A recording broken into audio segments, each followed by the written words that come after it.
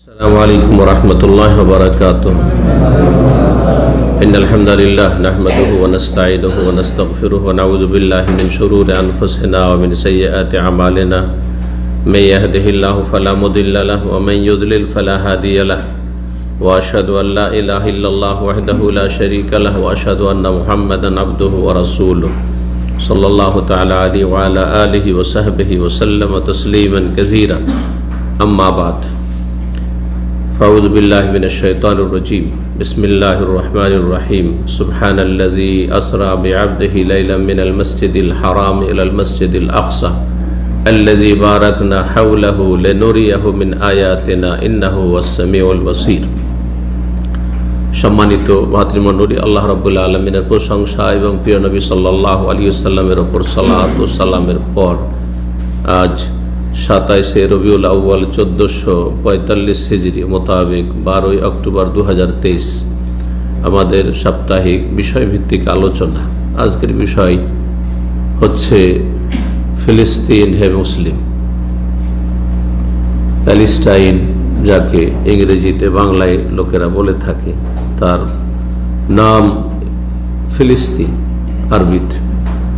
এই ফিলিস্তিন সম্পর্কে আর বিশেষ করে ফিলিস্তিনে যে আল্লাহ রাব্বুল আলামিনের মোবারক মসজিদ রয়েছে, 3টি মসজিদের অন্যতম একটি গুরুত্বপূর্ণ মসজিদ, তা হচ্ছে আল মসজিদুল আকসা বা বাইতুল মুকাদ্দাস বা বাইতুল মাকদিস। 3 নামে বলা যেতে পারে, বাইতুল মুকাদ্দাস অথবা বাইতুল মাকদিস অথবা কি বললাম যে আল মসজিদুল আকসা। জি, বাইতুল মুকাদ্দাস অর্থাৎ পবিত্র মসজিদ, মুকাদ্দাস যাকে আল্লাহ রাব্বুল পবিত্রতা দান করেছেন, জি পবিত্র বলে আখ্যায়িত করেছেন। তো এই মসজিদদের সাথে প্রতিটি মুসলিমের সম্পর্ক, সুতরাং ফিলিস্তিনের সাথে প্রত্যেক মুসলিমের ঈমানি সম্পর্ক, ইসলামী সম্পর্ক। আমাদের এই সম্পর্ক হচ্ছে ঈমানি সম্পর্ক, ইসলামী সম্পর্ক, আকীদা বিশ্বাসের সম্পর্ক, ধর্মীয় সম্পর্ক। এই ফিলিস্তিন শুধু ফিলিস্তিনের অধিবাসীদের জন্য নয় বা তাদের অধিকার নয়, ফিলিস্তিন শুধু আরবদের অধিকার নয় যে সেখানকার বসবাসকারীদের মাতৃভাষা আরবি, সেই জন্য না, এরকম জাতীয়তাবাদের স্থান ইসলামের নেই। ফিলিস্তিনে প্রতিটি মুসলিমের সমান অধিকার রয়েছে এবং এটি হচ্ছে মুসলিমদের কোনো কাফের বিজাতির নয়। ফিলিস্তিন এমন একটি জায়গা যেটি মুসলিম বিশ্বের হার্টের মতো, হৃদয়ের মতো। ফিলিস্তিন সম্পর্কে আজকে আপনাদের সামনে অল্প সময়ে 20টি পয়েন্ট আমার সামনে আছে। একটি পয়েন্টকে যদি আমি 3 মিনিট করে দিই তাহলে 1 ঘন্টা লাগবে। সুতরাং এই ক্ষেত্রে ভূমিকা না বাড়িয়ে ফিলিস্তিন সম্পর্কে এই পয়েন্টগুলো আপনাদের সামনে পেশ করি, যেগুলি সম্পর্কে অধিকাংশ মুসলিমরা জানেন না। যেটা জেনে নেওয়া আপনার ইমানি ইসলামী একটি গুরুত্বপূর্ণ কাজ, এই সম্পর্কে আপনার জ্ঞান অর্জন করা। যদি জ্ঞান না থাকে তাহলে ফিলিস্তিনের যে সমস্যা সেটা তাদের সমস্যা, সেটা ভূমি নিয়ে সমস্যা।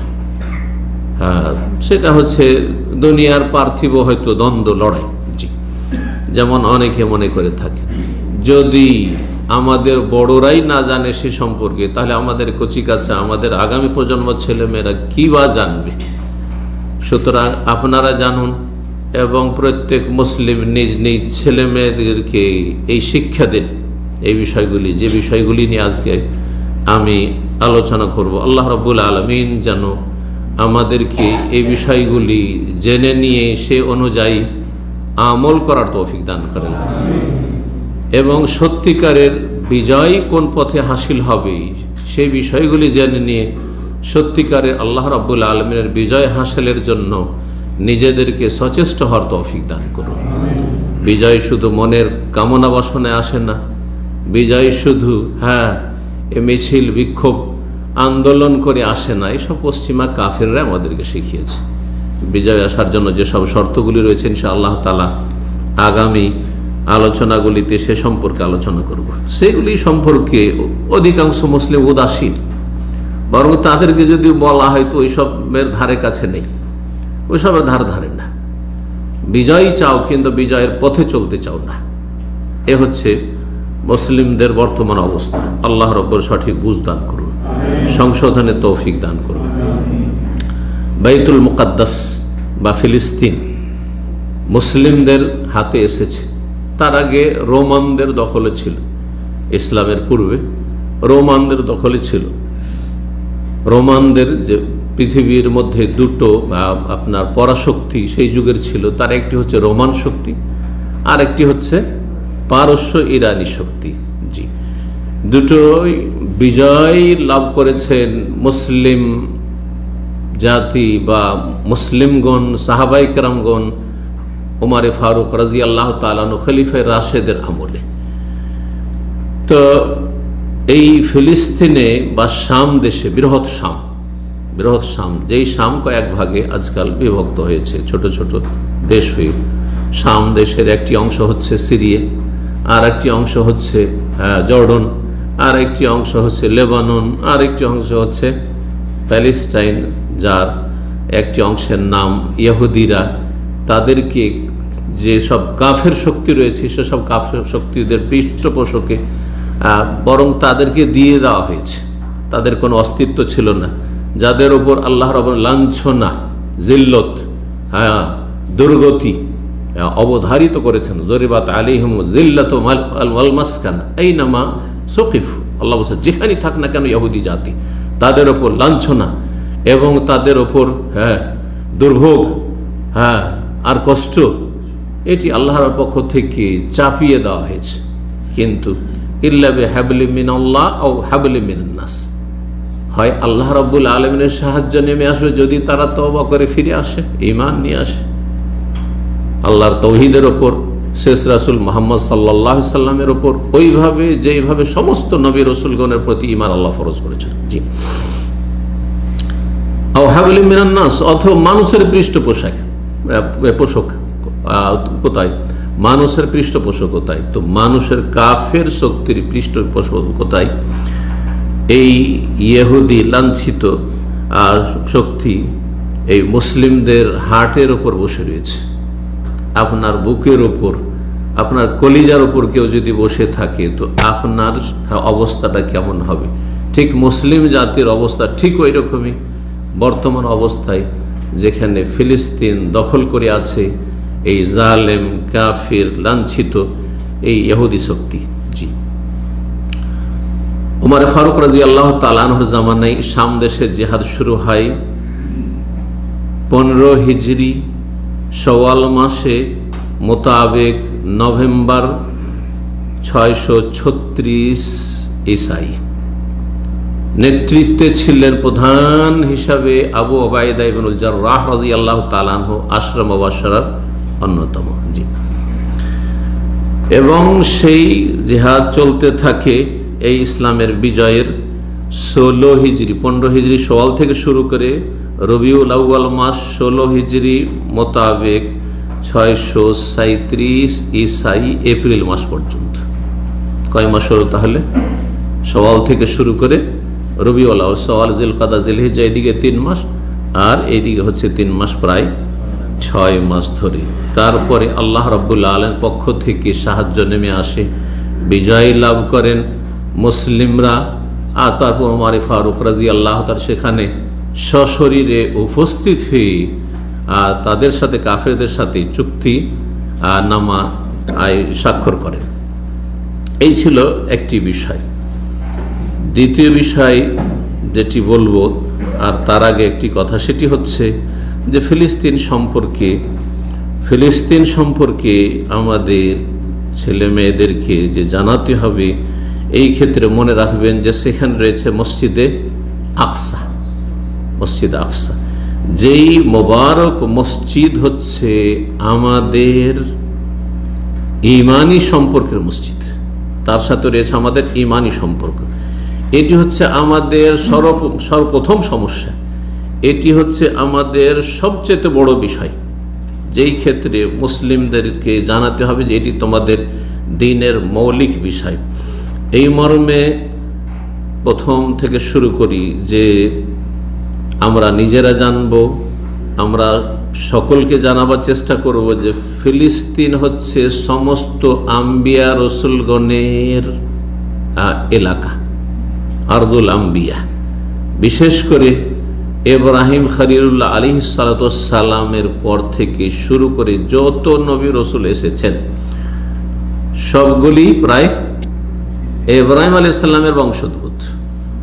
ইব্রাহিম আলাইহিস সালামের বংশ থেকে অধিকাংশ আম্বিয়া রসুলগণ হচ্ছে বনু ইসরাইল, মানে ইসরাইল, অর্থাৎ ইব্রাহিম আলাইহিস সালামের ছেলে ছিলেন কয়জন? দুইজন, ইসমাইল আর আরেকজন হচ্ছে ইসহাক। আর ইসহাকের ছেলের নাম কি ছিল? ইয়াকুব।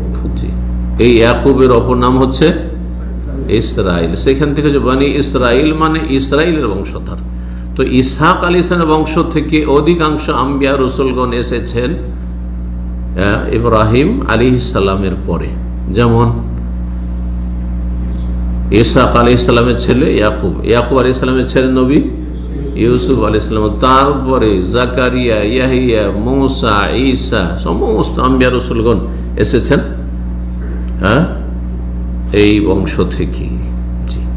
আর আম্বিয়াদের সাথে সম্পর্ক হচ্ছে মুসলিম উম্মার, কারণ সমস্ত আম্বিয়া রসুলগণ মুমিন মুসলিম ছিলেন।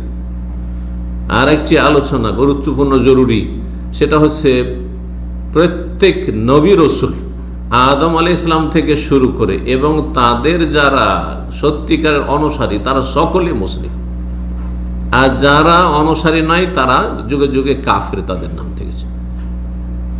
যারা ঈমান নিয়ে এসছে তাদের নাম মুমিন, বিশ্বাসী, আর যারা ঈমান নিয়ে আসেনি তাদের নাম হচ্ছে কাফের, অবিশ্বাসী, অমান্যকারী। যারা ঈমান নিয়ে এসছে এবং মেনে নিয়েছে তাদের নাম হচ্ছে মুসলিম, আর যারা মেনে নেয়নি তাদের নাম হচ্ছে কাফের। কোরআনে এই দুটো নামই দেওয়া হয়েছে। দুটোর মানব জাতিকে দুই ভাগে ভাগ করা হয়েছে। ঈমান নিয়ে এসে থাকে তো তাদের নাম হচ্ছে মুমিন মুসলিম, আর ঈমান যদি না নিয়ে এসে থাকে তাদের নাম হচ্ছে কাফের। জি, অমুসলিম আজকাল বলা হচ্ছে নরম করে। আজকাল অধিকাংশ মানুষ কাফের বলতে চায় না, মনে করে কাফের বলে একটা গাল হয়ে গেল, এটা কোরআনের ভাষা কাফের বলা। অমুসলিম বলাটা হচ্ছে তাদের সাথে কিছু ছাড় দেওয়া যা আল্লাহ ছাড় দেননি, রাসূলুল্লাহ সাল্লাল্লাহু আলাইহি ওয়াসাল্লাম ছাড় দেননি। কোরআনে কারিমে কোনো জায়গায় পাবেন না যে মুসলিম আর নন মুসলিম বলা হয়েছে।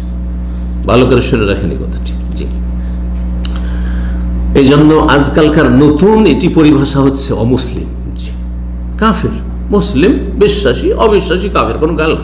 আপনি বিশ্বাস করেন, মুমিন মুসলিম, আত্মসমর্পণ করেন, আল্লাহর সামনে আত্মসমর্পণ করলেন, আমার রব যিনি, মুসলিম। আপনি বিশ্বাস করেন আপনি মুমিন, অবিশ্বাসী আপনি কাফের, অমান্যকারী, অমান্য করছেন আমি মানি না, কাফের।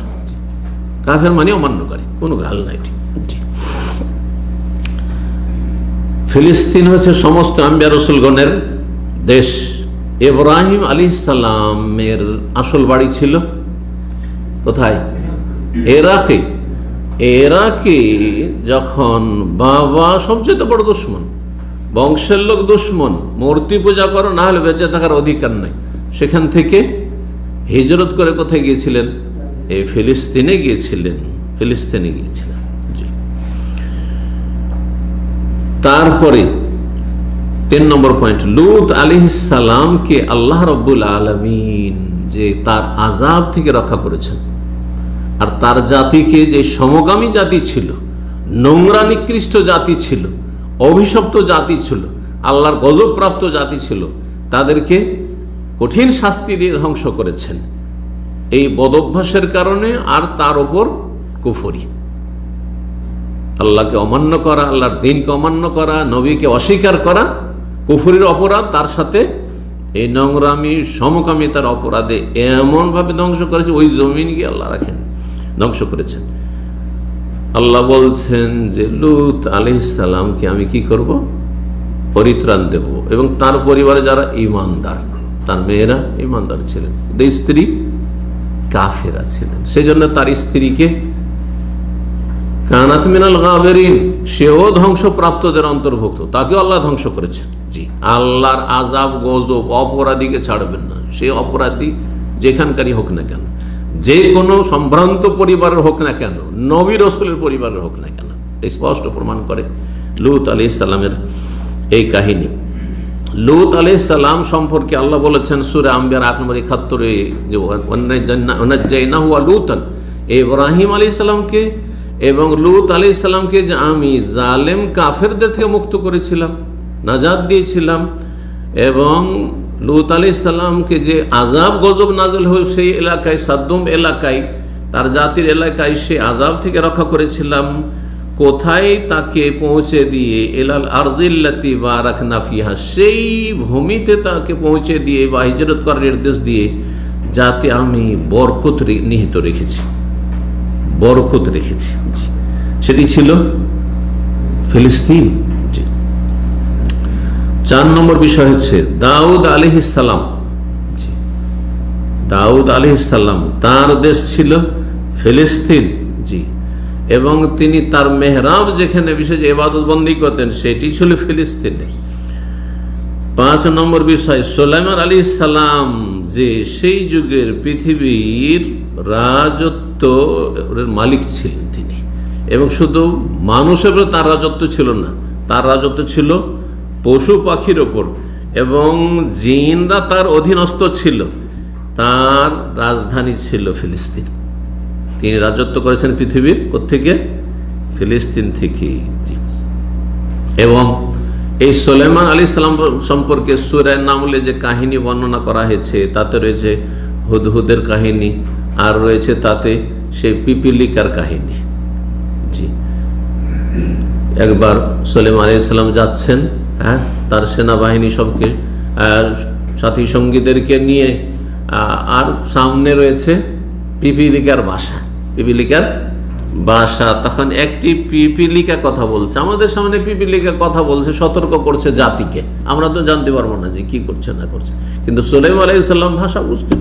জি, এই পিপিলিকা কি বলছে? ইয়া আইয়ুহান নামলু, হে পিপিলিকার দল। একটি কালাত নামলাতুন, একটি পিঁপড়া বলছে, একটি পিপিলিকা বলছে ইয়া আইয়ুহান নামল, হে পিপিলিকার দল, উদখুলু মাসাকিনাকুম, তোমাদের গর্তে বাসায় ঢুকতে পড়ো। মাসাকিনাকুম আমরা বলছি সাকান, আজকাল ভাষাকে বলা হচ্ছে। লা ইয়াহতিমান্নাকুম সুলাইমান ওয়া জুনুদুহুম লা ইয়াশউরুন, সুলাইমান এবং তার সেনাবাহিনী তোমাদেরকে না বুঝতে পারবে না যে এখানে পিপিলিকার বাসা আছে। এত ভিড় ভাড়ে যাচ্ছে, হাজার হাজার সেনাবাহিনী নিয়ে, পায়ের তলায় তোমাদেরকে দলে দিয়ে শেষ করে দিবে, শেষ হয়ে যাবে তোমরা সব। এই এলাকা হচ্ছে ফিলিস্তিনে, আসকালান নামক একটি শহর রয়েছে তার পাশে, ফিলিস্তিনে এই জায়গা। এখানে জাকারিয়া আলাইহিস সালামের মেহরাব, যে মেহরাবের কথা কোরআনে কারিমে রয়েছে, কুল্লামা দাখালা আলাইহা জাকারিয়াল মেহরাব ওয়াজাদা ইনদাহা রিজক, যে জাকারিয়া আলাইহিস সালাম, জাকারিয়া আলাইহিস সালাম কি করছিলেন? তিনি মেহরাবে ইবাদতবন্দি করছিলেন। তারপরে মারিয়াম আলাইহিস সালামের কথা যে ঘটনা রয়েছে, তো জাকারিয়া আলাইহিস সালাম মেহরাবে ইবাদতবন্দি করতেন, আর সেখানে দোয়া করেছেন, নিঃসন্তান ছিলেন, সন্তান জন্য দোয়া করেছেন, সেই মেহরাবের কথা কোরআনে কারিমে রয়েছে। সূরা আলে ইমরান আয়াত নম্বর 37-এ রয়েছে। মূসা আলাইহিস সালাম, মূসা আলাইহিস সালাম তার জাতি বনি ইসরাইল। মূসা আলাইহিস সালাম তো মূলত ফিলিস্তিনের লোক, পূর্বপুরুষ ফিলিস্তিনের, কিন্তু তিনি কোথায় তার বাল্য জীবন, আর কোথা থেকে তিনি হিজরত করে চলে আসলেন ফেরাউনের ধ্বংসের পর? কোত্থেকে? মেসর থেকে। তো মেসরে কি করে মূসা আলাইহিস সালাম পৌঁছলেন? ফিলিস্তিন থেকে। ওই যে ইউসুফ আলাইহিস সালাম মিশরের রাজত্ব ক্ষমতা হাতে পেয়েছিলেন, ইউসুফ আলাইহিস সালাম চলে গেলেন, আর সেখানে সে বংশ বৃদ্ধি হইতে থাকে বনি ইসরাইলের। আর তারপরে মূসা আলাইহিস সালামের জামানা আসলো। জি, ফেরাউনকে কোন জ্যোতিষী বলল যে তোমার রাজত্বের পতন ঘটবে এই বনি ইসরাইলদের একটি বালকের মাধ্যমে। সেই জন্য কত হাজার হাজার ছেলে সন্তানকে হত্যা করেছিল ফেরাউন। শেষ পর্যন্ত ফেরাউন ধ্বংস হইল। মূসা আলাইহিস সালাম সেখান থেকে বেরিয়ে আসলেন, আর তারপরে জাতিকে বললেন যে চলো, তোমরা তো আমার প্রতি ঈমান নিয়ে এসছো, নিজের বংশের লোকেরা, চলো তোমরা একটু হিম্মত করো, আমাদের পূর্বপুরুষের যে মোবারক ভূমি, বরকতপূর্ণ ভূমি রয়েছে, সেই ভূমিতে আমাদেরকে যেতে হবে, সেখানে গিয়ে আমাদেরকে বসবাস শুরু করতে হবে। কিন্তু সেখানে একটি জালেম এবং জবরদস্ত একটি শক্তিশালী জাতি সেখানে রাজত্ব করছে। এদের বিরুদ্ধে কেমন করে লড়াই করবো? আমরা যেতে পারবো না। কাপুরুষ এই জাতি ইসরাইল, শুধু গাদ্দারি করেছে, খেয়ানত করেছে, নাফরমানি করতে থেকেছে। মাত্র 40 দিনের জন্য গেছেন, হ্যাঁ, মূসা আলাইহিস সালাম তাওরাত নিতে, এরা বাছরের পূজা শুরু করে দিয়েছে। হ্যাঁ, তো নবী মূসা আলাইহিস সালাম বেঁচে থাকতে যদি এরকম অবস্থা হয়, আর মূসা আলাইহিস সালামের জীবদ্দশা মূসা বলছেন চলো, আল্লাহ সাহায্য নেমে আসবে, জিহাদে চলো, বলছেন না, যেতে পারবো না। মূসা, ইযহাব আনতা ওয়া রাব্বুকা ফাকাতিলা, তুমি যাও, তোমার আল্লাহ যাক। নাউযুবিল্লাহ। ইযহাব আনতা ওয়া রাব্বুকা, তুমি আর তোমার রব যাও, হ্যাঁ, আর তার লড়াই করো, পিছনে আমরা দেখছি। যখন দেখবে যে হ্যাঁ দেখবো আমরা যে বিজয়ী হয়ে গেছো তুমি, আর সেখান থেকে তাদেরকে তাড়িয়ে দিতে পেরেছো, তখন আমরা ডুববো।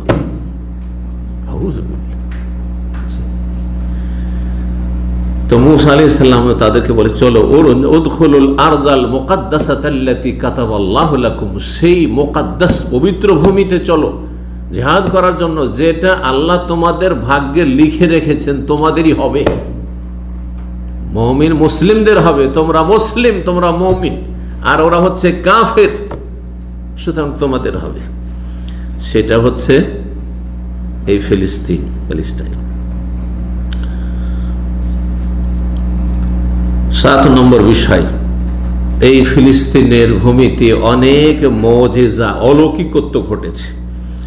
এখানে ঈসা আলাইহিস সালাম ভূমিষ্ঠ হয়েছে। ঈসা আলাইহিস সালামের মা ছিল, কিন্তু কোনো বাবা ছিল না। বাবা ছাড়া আল্লাহ রাব্বুল আলামিন মানব জাতিকে দেখিয়ে দিয়েছেন যে পৃথিবীতে আল্লাহ প্রতিটি বিষয়ের জন্য মাধ্যম করেছেন। অসুস্থ হয়েছেন, ওর জন্য একটু ওষুধ খেতে হবে, তাহলে ভালো হবে, মাধ্যম। কিন্তু এটি মাধ্যম মাত্র, মাধ্যম ছাড়াও আল্লাহ ইচ্ছা করলে যে কোনো কিছু করে দিতে পারে। কোন ফায়াকুন, হয়ে যাও বললে হয়ে যাবে, ভালো হয়ে যাও, ভালো হয়ে গেল, হ্যাঁ, সব কিছুই হতে পারে, সব কিছু হইতে পারে। এইরকমই ছেলে মেয়ের, হ্যাঁ, ভূমিষ্ঠ হওয়া অথবা প্রজন্ম বাড়া, এর জন্য প্রজন্মের জন্য আল্লাহ রাব্বুল আলামিন একটি মাধ্যম তৈরি করেছেন, যে পুরুষ নারীর সহবাসের মাধ্যমে গর্ভধারণ করবে, আর তারপরে কি হবে, প্রজন্ম বাড়াবে। কিন্তু আল্লাহ দেখিয়ে দিয়েছেন, দেখো আমি পুরুষ নেই, নারী নেই, আদম আলাইহিস সালামকে সৃষ্টি করে দেখিয়ে দিলাম বিনা মাধ্যম। তারপরে পুরুষ আছে কিন্তু নারী নেই, তাও দেখিয়ে দিলাম। আদম আলাইহিস সালাম আছে কিন্তু কোনো মহিলা নেই, হ্যাঁ, সৃষ্টি করে দিলেন আল্লাহ রাব্বুল, কাকে, হাওয়া আলাইহিস সালামকে। তারপর আল্লাহ বলেন ঠিক আছে, আরেকটা দেখিয়ে দিই, হ্যাঁ হ্যাঁ, নারী আছে কিন্তু নর নেই, হ্যাঁ, নারী আছে কিন্তু নর নেই, পুরুষ নেই। হ্যাঁ, ঈসা আলাইহিস সালামের মা মারিয়াম আছে কিন্তু তার স্বামী নেই, হ্যাঁ, কুমারী, বিবাহ হয়নি। দেখো আমি দেখে গর্ভ ধারণ করলো কিভাবে মারিয়াম আলাইহিস সালাম, কোন ফায়াকুন। আর তারপরে বাকি সমস্ত মানুষের জন্য আল্লাহ একটা মাধ্যম তৈরি করে দিয়েছে, এই মাধ্যম ছাড়া হবে না। তো এই একটি মুজিজা আল্লাহ রাব্বুল যা দেখেছেন তা ছিল কোথায়, ফিলিস্তিনে ছিল। এই ফিলিস্তিন থেকে ঈসা আলাইহিস সালামকে আল্লাহ রাব্বুল আলামিন 7 আসমানে উঠিয়েছেন, তার কথাও কোরআনে কারিমে বর্ণনা করা হয়েছে। কখন উঠিয়েছিলেন আল্লাহ রাব্বুল আলামিন, কেন উঠিয়েছিলেন? এই ইহুদিরাই ঈসা আলাইহিস সালামকে হত্যা করার জন্য ঘেরাও করেছিল যে আজকে শেষ করে দেব। আল্লাহ রাব্বুল আলামিন এই ইহুদিদের অনিষ্ট থেকে রক্ষা করেছে। ইহুদিরা বহু নবী রাসূলকে খুন করেছে, এমনকি ঈসা আলাইহিস সালামকে খুন করার জন্য তারা উঠে পড়ে লেগেছিল। আল্লাহ বলছেন ওমা কাতালুহু, এখনো খ্রিস্টান বিভ্রান্তদের ভ্রান্ত আকীদা যে ঈসা আলাইহিস সালামকে শুলে চড়ানো হয়েছে, তাই না? আর ঈসা আলাইহিস সালামকে শুলে চড়ানোর মাধ্যমে ঈশ্বর নিজের পুত্রকে শুলে চড়িয়ে দিয়ে খ্রিস্টান জাতির যত পাপ রয়েছে সমস্ত পাপের মোচনের ব্যবস্থা করে দিয়েছে। এই ভ্রান্ত বিশ্বাস হচ্ছে কাদের? আল্লাহ যদি ক্ষমাই করবেন খ্রিস্টানদেরকে, তো আল্লাহ এমনি ক্ষমার ঘোষণা করে দেন, নিজের পুত্রকে কোরবানি করে কেন?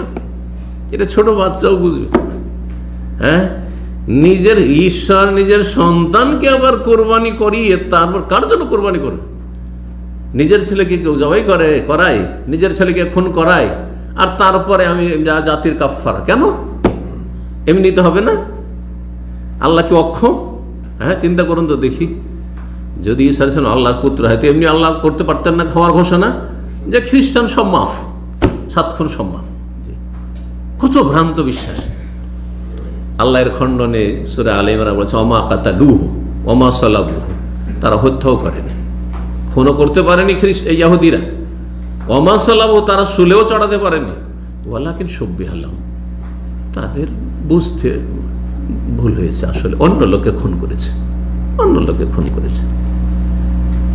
তাদের নিজেদের লোককে যে প্রথম খুন করার জন্য তাকে খুন করেছে,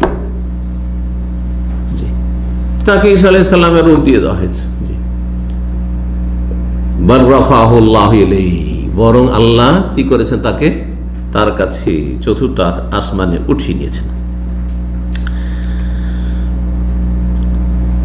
8 নম্বর বিষয়, মারিয়াম আলাইহিস সালাম যখন গর্ভধারণ করলেন, তারপরে যখন পূর্ণতা লাভ করলো, এখন বাচ্চা ভূমিষ্ঠ হবে, সেই সময় এক সময় এই মারিয়াম আলাইহিস সালাম যখন তার কক্ষে বন্ধ ছিলেন, তার কাছে গায়েব থেকে আনসিজন ফলমূল আসতো, আনসিজন ফলমূল আসতো। সেই মারিয়াম আলাইহিস সালাম পেটে যখন গর্ভধারণ করলেন, তখন আল্লাহ রাব্বুল আলামিন আনসিজন ফলমূল দিতে পারতেন না, দিতে সক্ষম, কিন্তু কেন দিলেন না?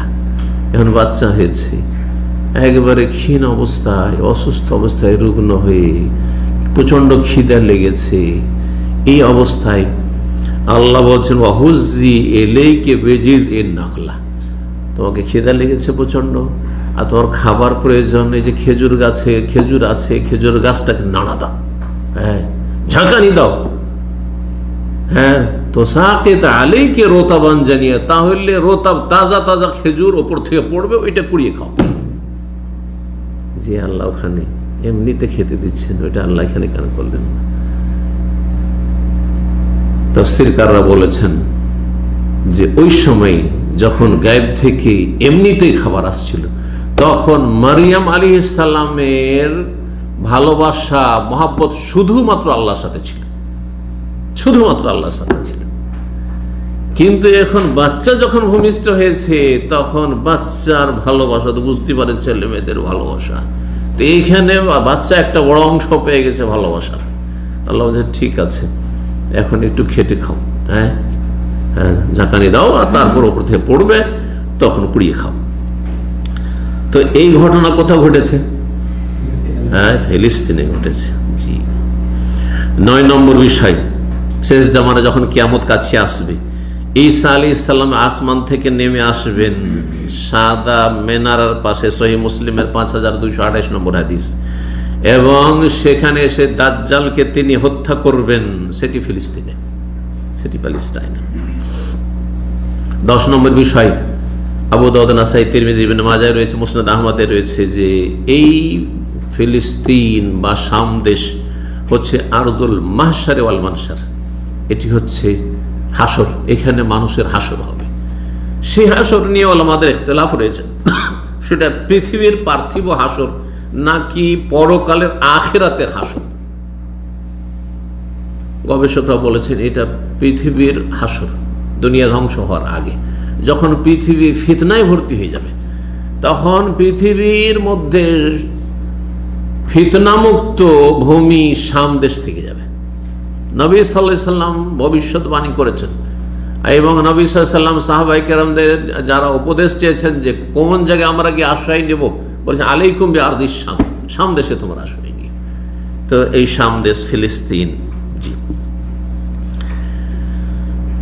11 নম্বর বিষয় ইয়াজুজ মাজুজ।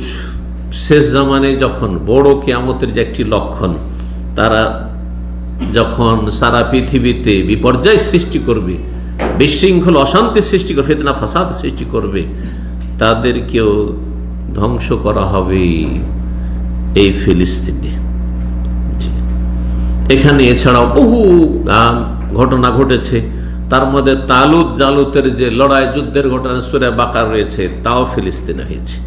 এই বিষয়গুলি আমাদের নিজেদের জানতে হবে এবং মুসলিম ভাই বোনদেরকে, নিজের ছেলেমেয়েরা রয়েছে তাদেরকেও জানাতে হবে এই বিষয়গুলি সম্পর্কে। আল্লাহ রাব্বুল আমাদেরকে সজাগ হওয়ার জন্য তৌফিক দান করেন। কয়টি বিষয় নিয়ে আলোচনা করলাম? 10টি, 11টি হয়েছে মনে হয় না? 11 হয়েছে। 12 নম্বর বিষয় ফিলিস্তিন, আর ফিলিস্তিনের বিশেষ করে মসজিদ আকসা। এটি হচ্ছে আমাদের প্রথম কিবলা, প্রথম কিবলা। প্রিয় নবী সাল্লাল্লাহু আলাইহি সাল্লাম যখন মদিনায় হিজরত করে আসলেন, আসার পরে 16 থেকে 17 মাস হাদিসে রয়েছে, অর্থাৎ মাসে মাসে ধরলে 17 মাস, আর যদি দিন থেকে দিন পর্যন্ত ধরেন তাহলে 16 মাস। নবী সাল্লাল্লাহু আলাইহি ওয়াসাল্লাম হিজরত করে আসার পরে হুকুম হলো, হিজরতের আগে তাহলে কোন দিকে মুখ করে সালাত আদায় করতেন? হিজরতের আগে এমন ভাবে সালাত আদায় করতেন যাতে আল্লাহর ঘর কাবাও সামনে থাকে আর মসজিদে আকসা বাইতুল মুকাদ্দাস সামনে থাকে, এইভাবে। তাহলে কোন দিকে? হাজরে আসওয়াদ রুকনে ইয়ামানের দিকে কাতার লাগতো, ওই দিক থেকে কাবাকে সামনে করলে কাবাও সামনে থাকলো, আর এইদিকে উত্তর দিকে যেহেতু মসজিদে আকসা সেটাও সামনে থাকতো। আব্দুল্লাহ বিন আব্বাস রাদিয়াল্লাহু তাআলা আনহু এই ব্যাখ্যা করেছেন, এটি সবচাইতে সূক্ষ্ম এবং সহি।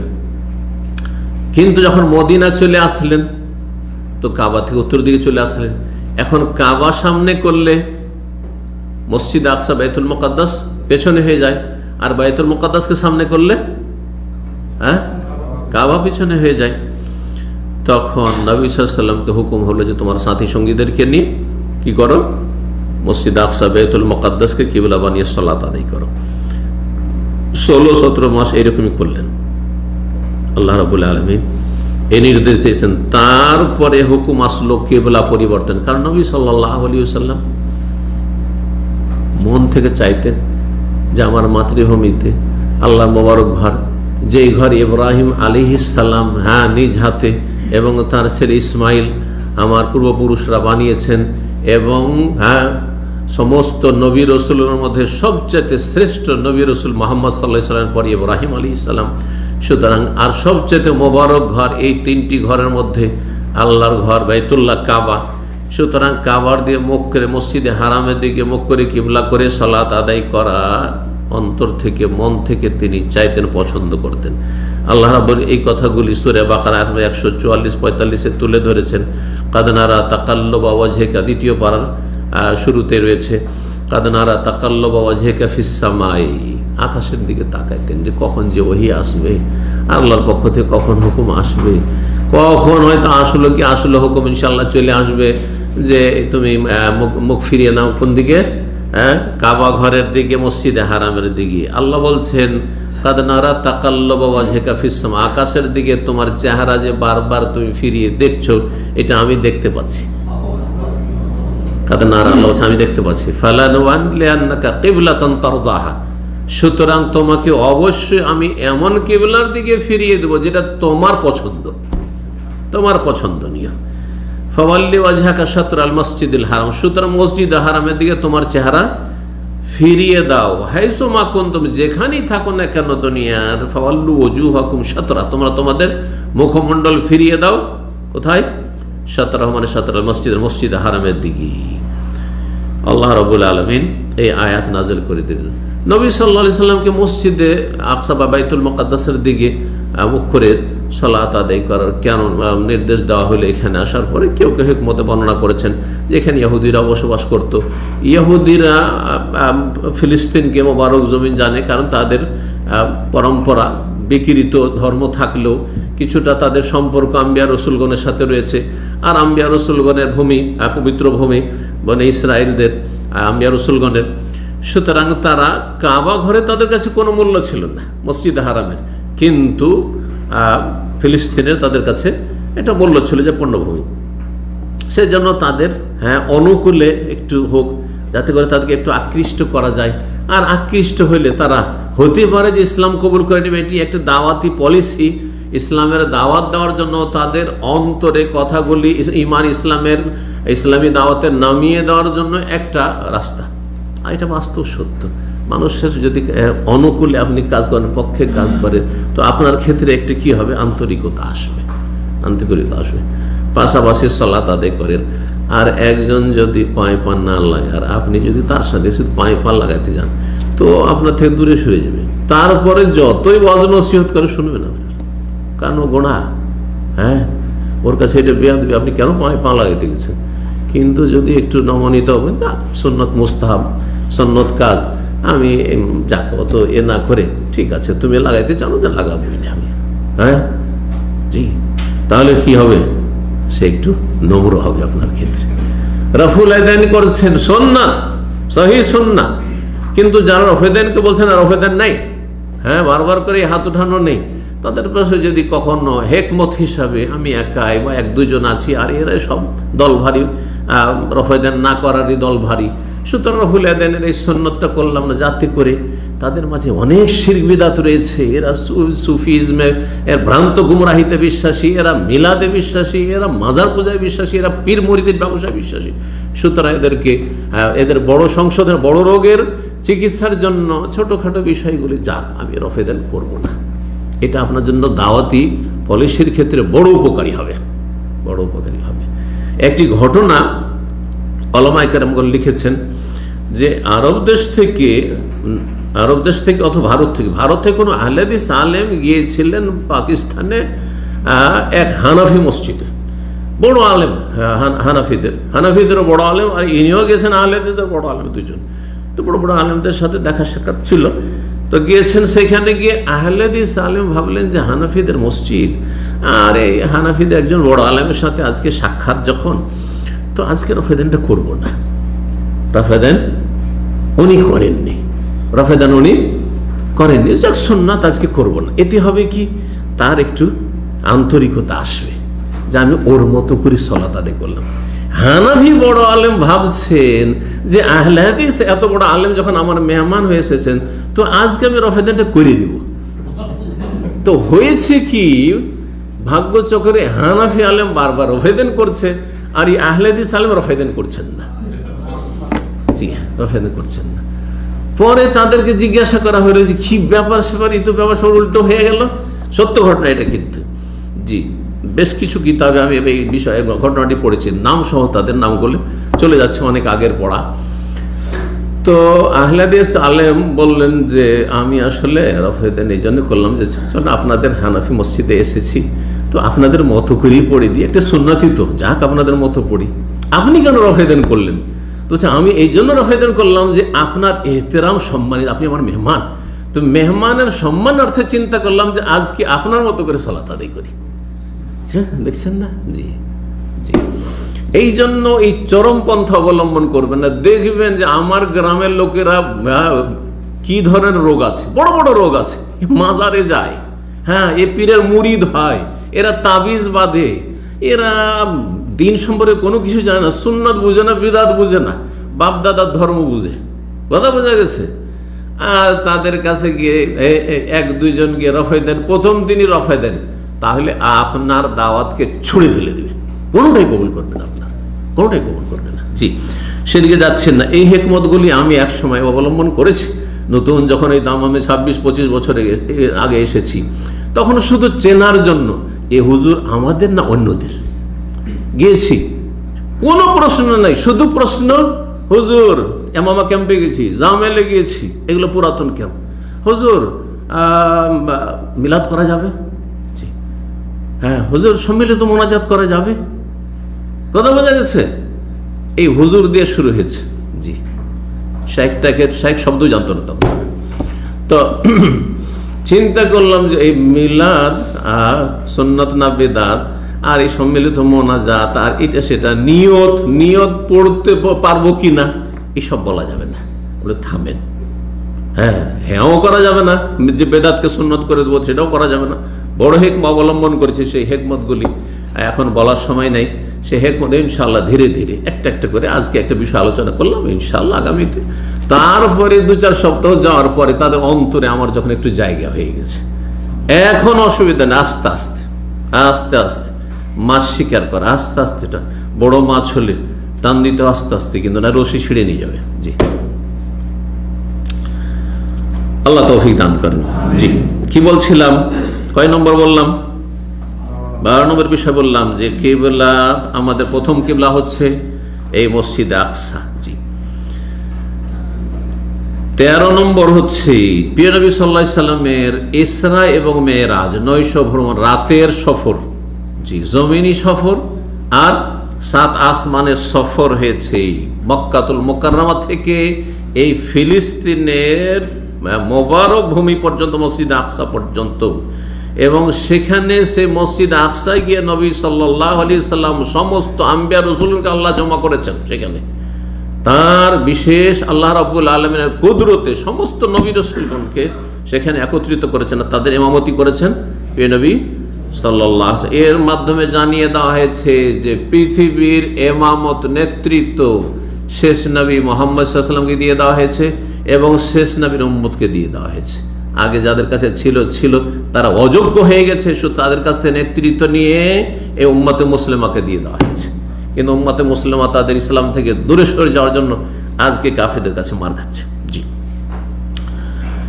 আল্লাহ রাব্বুল এই মর্মে সূরা ইসরা, সূরা বনী ইসরাঈলের প্রথম আয়াতে ইরশাদ করে, যেটি দিয়ে আলোচনা শুরু করে, সুবহানাল্লাযী আসরা বিআবদিহি, পবিত্র সেই সত্তা, তার তাসবিহ পাঠ করছি, পবিত্রতা ঘোষণা করছি, মহিমা ঘোষণা করছি।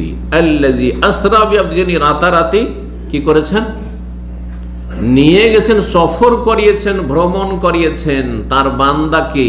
কে বান্দা? মুহাম্মদ সাল্লাল্লাহু আলাইহি ওয়াসাল্লাম। কার বান্দা?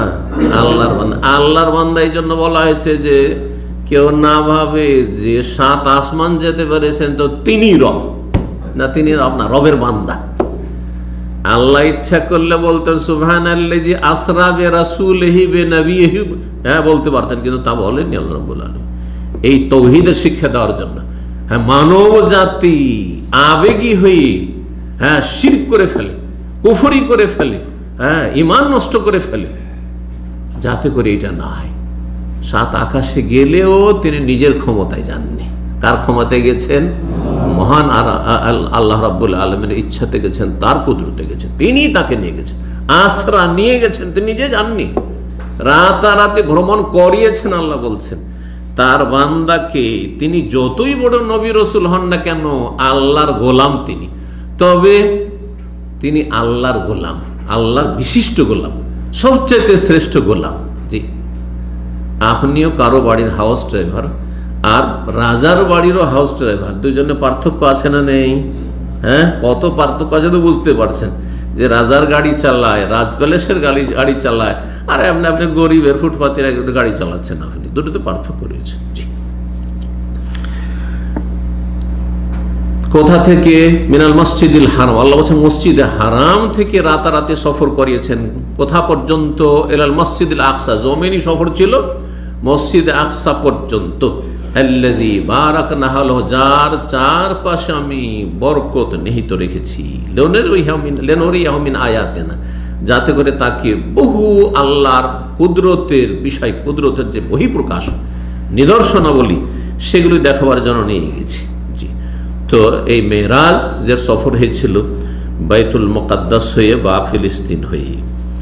14 নম্বর বিষয়, মসজিদ আকসা এমন একটি মসজিদ, যেই মসজিদের জন্য নেকির উদ্দেশ্যে স্থানকে কেন্দ্র করে সফর করা হচ্ছে সুন্নাত এবং ফজিলতের কাজ, নেকির কাজ। স্থান কেন্দ্রিক 3টি মসজিদ ছাড়া চতুর্থ কোথাও যাওয়ার জন্য সফর করা যায় না, স্থানকে কেন্দ্র করে। এই মর্মে হাদিস প্রিয় নবী সাল্লাল্লাহু আলাইহি ওয়াসাল্লামের সহিহ বুখারী মুসলিম, লা তুশাদ্দুর রিহালু ইল্লা ইলা সালাসাতি মাসাজিদা, সফর করা যাবে না। সেই যুগে উটের পিঠে সফর করত, আর উটের পিঠে যে বসার জায়গা তৈরি করা সেটাকে রাহাল বলা হতো, আর সেটাকে মজবুত করে উটের সাথে বাঁধতে হতো, উটের শরীরের সাথে, সেজন্য সেটাকে সাদ্দুর রেহাল বলা হয়েছে। লা তো সাদ্দুর রেহালও, সফর করার উদ্দেশ্যে উটকে প্রস্তুত করা যাবে না স্থানকে কেন্দ্র করে। ইল্লা, স্থানকে কেন্দ্র করে কোথা থেকে ব্যাখ্যা নিয়ে আসলাম? কারণ স্থানের কথা এখানে ইল্লা সালাসাতে মাসাজিদ, 3 মসজিদ ছাড়া। কিন্তু ব্যক্তিকে কেন্দ্র করে অথবা আমি শিক্ষাকে কেন্দ্র করে, শিক্ষা প্রতিষ্ঠানকে কেন্দ্র করে যাচ্ছি, অথবা আমার ব্যবসাকে কেন্দ্র করে যাচ্ছি কোথাও, কোনো অসুবিধা নেই। রুজি রোজগারের জন্য দাম্মাম এসেছেন, এখানে এই দাম্মামকে স্থান হিসাবে আপনি বাছাই করেননি। আপনি এই জায়গায় এই স্থান মোবারক নেকি, এই জায়গায় নেকির জন্য যান, না না না, এখানে আপনার রুজি আছে সেই জন্য এসছেন, ঠিক কিনা? জি। এইরকম আপনার কোনো প্রিয়জন আছে, আপনজন আছে, আত্মীয় স্বজন আছে, তাকে দেখতে যাচ্ছেন বা তার সাথে দেখা সাক্ষাৎ করতে যাচ্ছেন, সেই জায়গায় আপনার মূলত উদ্দেশ্য নাই। এই 3টি মসজিদের প্রথম মসজিদ হচ্ছে আল মসজিদুল হারাম, মসজিদে হারাম মক্কাতুল মুকাররমা। দ্বিতীয় মসজিদ মসজিদ নববী, মসজিদি হাজা আমার এই মসজিদ, মদিনার মসজিদ, আর ওয়াল মসজিদুল আকসা এবং মসজিদ আকসা। 15 নম্বর বিষয়, নিজেরা জানুন এবং ছেলে মেয়েদেরকে জানিয়ে দেয় যে মসজিদে আকসায় সালাত আদায় করলে তাতে বড় ফজিলত রয়েছে। কত গুণ ফজিলত রয়েছে এই মর্মে যেটি প্রসিদ্ধ হাদিস এবং সহিহ হাদিস, সেটি হচ্ছে 500 সালাতের ফজিলত। 50,000-এর ফজিলতের হাদিস জয়ীফ, দুর্বল, এবং সেটি অযৌক্তিক। আর দুর্বল জয়ীফ জাল কথা অযৌক্তিক হয়। মসজিদ নবী সাল্লাল্লাহু আলাইহি ওয়াসাল্লামের মোবারক হাতে তৈরিকৃত মসজিদ চাইতে বেশি ফজিলতের হয়ে যাবে আপনার মসজিদে আকসা, এটা হইতে পারে না। তো 500 সালাতের ফজিলত রয়েছে এই মর্মে নবী সাল্লাল্লাহু আলাইহি ওয়াসাল্লামের হাদিস জাবের বিন আব্দুল্লাহ রাদিয়াল্লাহু তাআলা আনহু বর্ণনা করেছেন। তিনি বলছেন, সলাতুন ফিল মসজিদিল হারাম, মসজিদে হারামে সলাত আদায় করা 100,000 সালাত, 1,00,000 গুণ সলাতের সমান অন্য জায়গার তুলনায়। ও সলাতুন ফি মসজিদি, আমার মসজিদে সলাত আদায় করা 1000 সালাতের 1000 গুণ। ওয়াফি বাইতুল মাকদিস, আর বাইতুল মুকাদ্দাসে যদি কেউ সলাত আদায় করে 500 সালাত, 500 সালাত। জি। আর একটি রিওয়ায়াতে রয়েছে যে মসজিদে আকসাই, সেটিও সহিহ, মসজিদে আকসাই সালাত আদায় করলে তা দিল 250 সালাত, 250 গুণ। তো 250 হাদিস সহিহ আর 500 হাদিস সহিহ। আল্লাহ তাআলা আলাম। 250-তে কোনো সন্দেহ নেই, কারণ সেটা সর্বনিম্ন ফজিলতের হাদিস। আর 500 হতে পারে ও ফজলুল্লাহ আছে, মানুষের ইখলাস এবং মানুষের যে রুজি, যেই রুজি আপনি খাচ্ছেন অথবা যেই টাকা পয়সা খরচ করে গেছেন সেটাও নির্ভরশীল হতে পারে। আল্লাহ তাআলা আলাম। কয়টি পয়েন্ট হলো? 16 নম্বর বিষয়, জি, যে এই মসজিদ আকসা আমাদের 16-17 মাস কেবলাই উলা, কিন্তু তার আগে আম্বিয়া রসুলগণ যত এসেছেন নবী সাল্লাল্লাহু আলাইহি ওয়াসাল্লামের আগে, তাদের কিবলা ছিল এই মসজিদে আকসা, তাদের কিবলা ছিল। 17 নম্বর বিষয়, তা হচ্ছে মসজিদে আকসা বা ফিলিস্তিন এমন একটি জায়গা, এমন একটি মসজিদ যার আশেপাশে অর্থাৎ ফিলিস্তিনে বসবাসের জন্য নবী সাল্লাল্লাহু আলাইহি ওয়াসাল্লাম সাহাবায়ে কেরামদেরকে উৎসাহিত করেছেন। যেন অনেক সাহাবায়ে কেরামগণ যখন হিজরত করেছেন মদিনা থেকে, তখন হিজরত করার ক্ষেত্রে শাম দেশকে অন্য দেশের তুলনায় প্রাধান্য দিয়েছেন। একমাত্র কেউ জিহাদের জন্য চলে গেছেন, সেটা ইরাকে গিয়েছেন অথবা তারপরে চলে গেছেন অন্য দূর দূরান্তেও গিয়েছেন, সেটা ভিন্ন বিষয়। কিন্তু অধিকাংশ সাহাবায়ে কেরামরা মদিনার বাইরে গেছেন, তারা শাম দেশেই এই ফিলিস্তিনেই হিজরত করেছেন। এই মর্মে মুসনাদ আহমদ একটি হাদিস রয়েছে, একজন সাহাবী জিল আসাবে, তার নাম বলা হয়েছে। তিনি বলছেন, কুলতু ইয়া রাসূলুল্লাহ, আমি বললাম হে আল্লাহর রাসূল, ইনুবতুলিনা বাদাকা বিল বাকাই আইনা তা'মুরুনা, যদি আপনার পরে আমরা সমস্যার সম্মুখীন হই যে আমরা মদিনায় থাকতে পারছি না, জাজিরায় আরব উপদ্বীপে থাকতে পারছি না, মক্কায় থাকতে পারছি না, তাহলে কোথায় যাওয়ার নির্দেশ বা উপদেশ দিচ্ছেন আপনি? তখন বললেন রাসূলুল্লাহ সাল্লাল্লাহু আলাইহি ওয়াসাল্লাম, আলাইকা বিবাইতুল মাকদিস, বাইতুল মুকাদ্দাস চলে যাবে, বাইতুল মুকাদ্দাস চলে যাবে। জি, বলছেন যে সেখানে চলে যাবে আর সেখানে গিয়ে আল্লাহ রাব্বুল আলামিনের ইবাদত বন্দি করবে। 8 নম্বর যে বিষয়টি বলবো সেটা হচ্ছে যে বাইতুল মুকাদ্দাস বা মসজিদে আকসা, বাইতুল মুকাদ্দাস বা বাইতুল মাকদেস আর মসজিদে আকসা কোনটি, এই নিয়ে আজকাল সোশ্যাল মিডিয়ায় কিন্তু এক রকমের ঝড় চলছে, তাই না? হ্যাঁ, কেউ এই গম্বুজটিকে বাইতুল মুকাদ্দাস বলছে, কেউ এই গম্বুজটাকে বলছে, হ্যাঁ, আর নানা ভাষা নানা মত চলছে। এই মর্মে শুনে রাখুন, যা গবেষক ওলামারা লিখেছেন যে মসজিদে আকসার আয়তন হচ্ছে 144,000 বর্গ মিটার। জি, যেখানে সালাত আদায় করতে পারবেন, এই চত্বরে সালাত আদায় করতে পারবেন 8 লক্ষ মানুষ একসাথে, 8 লক্ষ মানুষ। এই পুরো এলাকার নাম হচ্ছে আকসা, মসজিদ আকসা। জি, যেখানে 4টি মেজানা রয়েছে, 4টি আজান দেওয়ার এই জায়গা রয়েছে। জি, 19 নম্বর বিষয় আবার বলছি, শুরুতে বলেছি আর সেটি আবার তাকিদের সাথে বলছি যে ফিলিস্তিনের বিষয়টি আর মসজিদ আকসার বিষয়, বাইতুল মুকাদ্দাসের যে বিষয়টি, এটি আমাদের মূল আকীদার বিষয়। সুতরাং আমাদের পক্ষে যতটা সম্ভব সর্বাত্মক সাহায্য করা, এই জমিকে, এই ভূমিকে উদ্ধার করার জন্য কাফের জালেমদের থেকে আল্লাহ রাব্বুল আলামিন আমাদেরকে তৌফিক দান করেন। 20 নম্বরে একটি কথা বলবো, সেটা হচ্ছে যে এই বাইতুল মুকাদ্দাস বা ফিলিস্তিনের ভূমি সম্পর্কে ইহুদিরাও দাবি করে, খ্রিস্টানরাও দাবি করে, করে না? করে না? কারণ সবার পুণ্যভূমি তাদের, মানে ইব্রাহিম আলাইহিস সালামের সাথে সেই সম্পর্ক, সেটা সত্যিকারের সম্পর্ক আসলে হোক অথবা নামে মাত্র সম্পর্ক হোক, কাজের বেলা কোনো সম্পর্ক নাই, কিন্তু সম্পর্ক একটা সম্পর্কের দাবিদার হচ্ছে ইহুদিরাও ইব্রাহিম আলাইহিস সালাম ইব্রাহিমের সাথে, আর এই জন্য তারা ইব্রাহিম আলাইহিস সালাম, ইব্রাহিমকে আব্রাহাম বলে জানে তারা।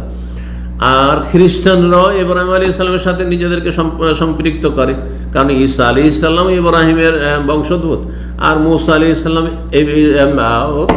হচ্ছেন ইব্রাহিম আলাইহিস সালামের বংশোদ্ভূত। তো তারা দাবি করে যে আমরা ইব্রাহিম আলাইহিস সালাম এমন একজন রসুল যে কাজে হোক আর না হোক, কিন্তু নামকে অস্তে হইলেও ইহুদি খ্রিস্টান সবাই তাকে সম্মান করে। হ্যাঁ, যেমন মুসলিমরা ইব্রাহিম আলাইহিস সালামকে সবচেয়ে বেশি ভালোবাসেন রাসূলুল্লাহ সাল্লাল্লাহু আলাইহি সাল্লামের পরে, আর তারপরে সমস্ত আম্বিয়া রাসূলগণকে। লা নুফাররিকু বাইনা আহাদিন মির রাসূল, নবী রাসূলগণের মাঝে কোনো পার্থক্য আমরা করি না। একমাত্র মুসলিম জাতি সমস্ত নবী রাসূলগণ যাদের নাম আল্লাহ উল্লেখ করেছেন, নাম ধরে তাদের বিশ্বাস করে, ঈমান নিয়ে এসেছে, এবং মনে করে যে একজন নবীকে কেউ যদি অস্বীকার করে তাহলে সে কাফের হয়ে যাবে। মুহাম্মদ সাল্লাল্লাহু আলাইহি ওয়াসাল্লামের সবকিছুই মানলাম, কিন্তু আমি জাকারিয়া অথবা ইয়াহিয়া অথবা কোন একজন নবীকে অস্বীকার করে দিলাম, কেউ যদি বলে তাহলে সে কাফের, সে কাফের হয়ে যাবে। পক্ষান্তরে দেখুন ইহুদিরাকে, তারা মুসা আলাইহিস সালামকে মানার দাবিদার, কাজে মানে না, মানার দাবিদার, কারণ তার ধর্ম বিকৃত, কিন্তু ঈসা আলাইহিস সালামকে যারও সন্তান বলে। ঈসা আলাইহিস সালামকে তারাই খুন করতে সর্বাত্মক চেষ্টা করেছে, আল্লাহ যদি রাখার তাকে খুন করে, এবং তাদের দাবি যে আমরা খুন করেছি।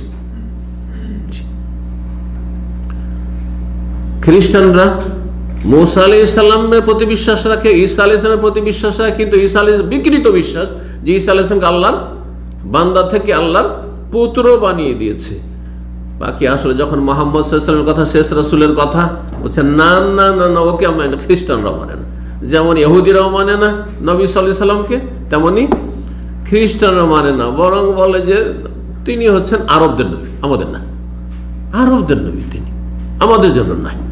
অথচ আল্লাহ রাব্বুল আলামিন কোরআনে কারিমে বেশ কয়েকটি আয়াত স্পষ্ট করে দিয়েছেন, এবং তার আগে যদি বলে যে কোরআনের প্রতি আমরা বিশ্বাসী নই, তার আগে তাওরাত ইনজিলে যেসব বাশারাত রয়েছে, ভবিষ্যৎবাণী রয়েছে, সেগুলিতে স্পষ্ট করে দিয়েছেন আম্বিয়া রাসূলগণ, মুসা আলাইহিস সালাম, ঈসা আলাইহিস সালাম। শুধু তাই না, যত নবী এসেছেন তার আগে সমস্ত নবী, শেষ নবী মুহাম্মদ সাল্লাল্লাহু আলাইহি ওয়াসাল্লাম সম্পর্কে ভবিষ্যৎবাণী করেছেন।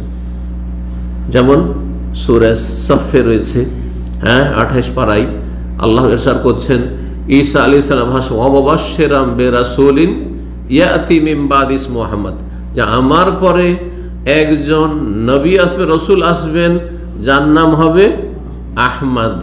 সুসংবাদ আর উদ্দেশ্য কি? সেই নবী রসুল যখন আসবেন তার প্রতি তোমরা ঈমান নিয়ে আসবে। কিন্তু খ্রিস্টানরা অস্বীকার করেছে, ইহুদিরা অস্বীকার করেছে। তার সাথে সাথে যে বিষয়টি 20 নম্বরে বলল, তাদের দাবি যে ইব্রাহিম আলাইহিস সালাম, ইহুদিরা বলে ইব্রাহিম ইহুদি ছিলেন, আর খ্রিস্টানরা বলে যে ইব্রাহিম আলাইহিস সালাম কি ছিলেন? ইহুদি ছিলেন না খ্রিস্টান ছিলেন। ইহুদিরা বলে যে ইব্রাহিম আলাইহিস সালাম ইহুদি ছিলেন, আর খ্রিস্টানরা বলে যে ইব্রাহিম আলাইহিস সালাম খ্রিস্টান ছিলেন। তাদের খণ্ডনে আল্লাহ একাধিক আয়াত নাযিল করেছেন। তার মধ্যে সূরা আলে ইমরানের আয়াত 67 আল্লাহ ইরশাদ করেছেন, মা কানা ইব্রাহিম ইয়াহুদিয়া ওয়ালা নাসরানি। ইব্রাহিম আলাইহিস সালাম ইহুদিও ছিলেন না। হে ইহুদিরা, ইব্রাহিম আলাইহিস সালামের ইহুদি ধর্মের সাথে, ভ্রান্ত ধর্মের সাথে কোনো সম্পর্ক নেই। মা কানা, ছিলেন না তিনি। ওয়ালা নাসরানিয়ান, হে খ্রিস্টানরা, তিনি খ্রিস্টানও ছিলেন না। তাহলে ছিলেন কি? ওয়ালাকিন কান হানিফাম মুসলিমা, তিনি একনিষ্ঠ মুসলিম ছিলেন। নামকস্ত মুসলিম নাই, মাজারপন্থী বিদাতি মুসলিম ছিলেন না, এ মিলাদি মুসলিম ছিলেন না, বরং তিনি হানিফ, একনিষ্ঠ আল্লাহ অভিমুখী মুসলিম ছিলেন। নাম কি তার? মুসলিম। তিনি মুসলিম ছিলেন। ওয়াসাম্মাকুমুল মুসলিমিন, ইব্রাহিম আলাইহিস সালাম তোমাদের নাম মুসলিম দিয়েছে, মিন কাবল, আগেও আর এখনো, অথবা আল্লাহ, সূরা হজের আয়াতের অর্থ আল্লাহ স্বয়ং এই নাম দিয়েছেন। সুতরাং যত মানুষ আদম সন্তানের আল্লাহর প্রতি ঈমানদার হয়েছে, আম্বিয়া রাসূলের প্রতি ঈমানদার হয়েছে, তাদের নাম হচ্ছে মুসলিম। আর ইব্রাহিম আলাইহিস সালাম কি ছিলেন? মুসলিম ছিলেন। শুধু ইব্রাহিম আলাইহিস সালাম না, মুসা আলাইহিস সালাম মুসলিম ছিলেন, কোরআনে কারিমে আয়াত রয়েছে। সমস্ত নবী রাসূলগণ মুসলিম ছিলেন, সুলাইমান আলাইহিস সালাম মুসলিম ছিলেন, সমস্ত নবী রাসূল মুসলিম ছিলেন, এই মর্মে দলিল রয়েছে। আর একটি আয়াত, আয়াত 65 আল্লাহ ইরশাদ করেছেন যে তোমরা কিভাবে, ইয়া আহলাল কিতাব, হে আহলে কিতাব ইহুদি খ্রিস্টান, লিমা তুহাজ্জুনা ফি ইব্রাহিম, ইব্রাহিমকে নিয়ে এত টানা পোড়া কেন, এত টানা হাসড়া কেন? যে ইহুদিরা ইহুদির দিকে টানছো যে ইব্রাহিম ইহুদি ছিলেন, আর খ্রিস্টানরা খ্রিস্টান দিয়ে টানছো যে খ্রিস্টান ছিলেন। লিমা তুহাজ্জুনা ফি ইব্রাহিম, ইব্রাহিমকে নিয়ে এত ঝগড়া তোমাদের, এত দ্বন্দ্ব কেন? ওমা উনজিলাতিত তাওরাত ওয়াল ইনজিল ইল্লা মিন বাদিহি, অথচ তাওরাত ইনজিল নাযিল হয়েছে ইব্রাহিম আলাইহিস সালাম দুনিয়া থেকে যাওয়ার কত পরে। আল্লাহ বলছেন তো তাওরাতই নাযিল হয়নি, ইনজিলই নাযিল হয়নি, তো তিনি ইহুদি খ্রিস্টান হইলেন কি করে? তারপরে মনে রাখবেন যে মূসা আলাইহিস সালাম তার জাতিকে ইহুদি নাম দেননি। আল্লাহ এই নাম না মূসাকে দিয়েছেন, না মূসার অনুসারীদেরকে দিয়েছেন, বরং তাদের নাম কি ছিল? আত্মসমর্পণকে মুমিনিন, মুসলিমিন ছিল। এইরকমই ঈসা আলাইহিস সালাম তার অনুসারীদেরকে খ্রিস্টান, নাসারা নাম দেননি, আল্লাহ দেননি। এই জন্য কোরআনে কারিমে রয়েছে যে তারা এই নামগুলি চয়ন করেছে। যেমন আজকাল মুসলিম বিভিন্ন ভ্রান্ত ফিরকা করে নিজের নিজের একটা করে লেবেল লাগিয়েছে। আমরা হচ্ছে আশআরি, তো আমরা হচ্ছি তোমার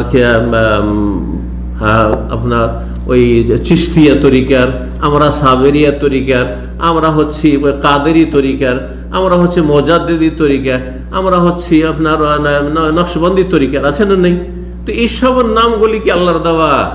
এগুলো তাদের মন গড়া। ঠিক ওই রকমই ইহুদি নাম এবং খ্রিস্টান নাম তাদের বাছাই করা, তাদের মন পছন্দ নাম, আল্লাহ প্রদত্ত না। আল্লাহ রাব্বুল সমস্ত মুমিন মুমিনাতের নাম প্রতিটি যুগে দিয়েছেন মুমিন এবং মুসলিম।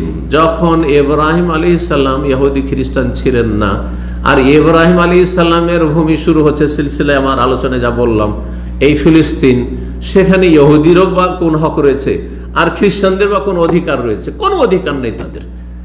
সেখানে যদি অধিকার থাকে একমাত্র কার রয়েছে? মুসলিমদের রয়েছে।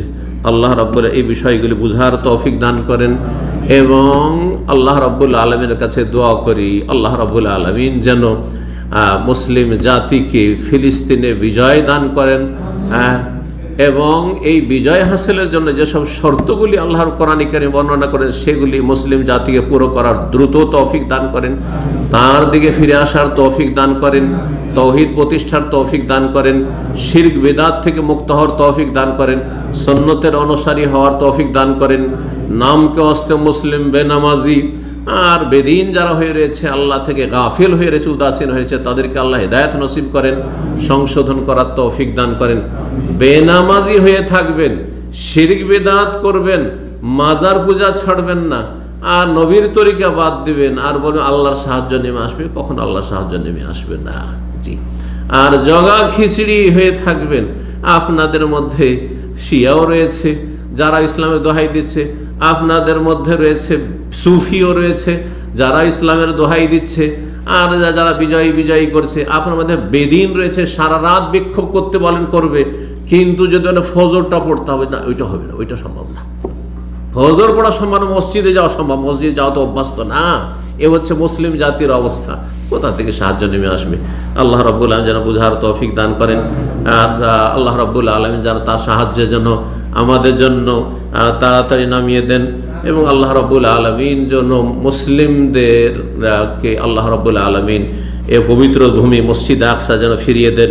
মসজিদ আকসা আমাদেরকে সালাত আদায় যেন নসিব করেন, এবং আল্লাহ রাব্বুল আলামিন যেন কাফের জালেমদেরকে লাঞ্ছিত করেন, নির্মূল করেন, ধ্বংস করেন। আল্লাহ তার খাস মদদ যেন আসমান থেকে নাজিল করেন। ওয়া সাল্লাল্লাহু সাল্লাম আলা নবিয়িনা মুহাম্মদ ওয়া আলা আলিহি ওয়া সাহবিহি আজমাইন।